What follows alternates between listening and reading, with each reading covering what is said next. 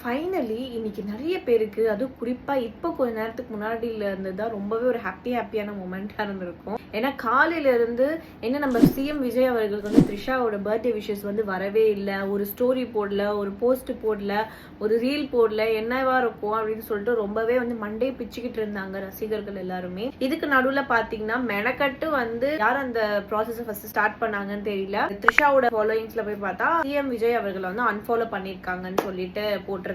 இதெல்லாம் வேற மெனக்கட்டு நம்மளுக்கு இருக்கிற பொழப்ப விட்டு எல்லாத்தையும் விட்டுட்டு வர போய் பார்த்திருக்காங்க. அங்க நிறைய பேருக்கு இதுல வந்து மூட் அவுட் ஆயிருக்கு, நிறைய பேர் மீம்ஸ் போடுறது, அந்த மீம்ஸ் கீழே நிறைய கமெண்ட்ஸ் வர்றது, இதெல்லாமே இருந்திருக்கு. உங்க எல்லாருக்கும், அதாவது யாரெல்லாம் ஃபீல் பண்ணீங்களோ உங்களுக்காக த்ரிஷா மேம் வந்து ஒரு போஸ்ட் போட்டுட்டாங்க. ஃபைனலி சிஎம் விஜய் அவர்களுக்கு பர்த்டே கேக் கட் பண்ற மாதிரி ஒரு போட்டோ போட்டுட்டாங்க.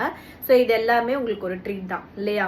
நாட்டுல இதை தாண்டி எவ்வளவு பிரச்சனை எல்லாம் வந்து போயிட்டு இருக்கு. அதுல வந்து கான்சென்ட்ரேட் பண்ணாம அதை வந்து பார்க்காம இவங்க வந்து பர்த்டே விஷ் பண்ணல, இவங்களுக்கும் என்ன பிரச்சனையா இருக்கும், என்னவா இருக்கும், ஒருவேளை இருக்குமோ, என்னென்னலாம் கமெண்ட்ஸ் என்னென்னலாம் சொல்லிட்டு இருக்கீங்க. ஆனா இந்த ஒரு போஸ்ட் வந்த உடனே நம்மள நிறைய பேர் மக்களுக்கு வந்து ரொம்பவே ஒரு சந்தோஷமா இருந்திருக்கும்.